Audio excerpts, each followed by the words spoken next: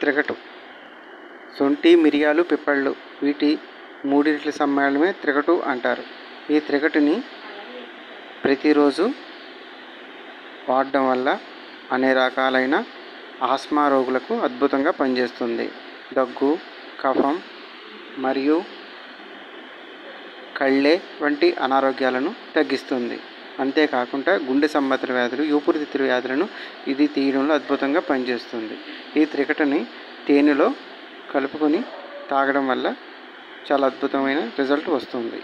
అంతేకాకుండా ఈ త్రికటుని ప్రతిరోజు చిన్న చిన్న మోతాదుల్లో పిల్లలకి ఇవ్వడం వల్ల వాళ్ళు అన్నం తినకుండా మారం చేస్తున్న వాళ్ళందరూ కూడా చక్కగా అన్నం తింటారు.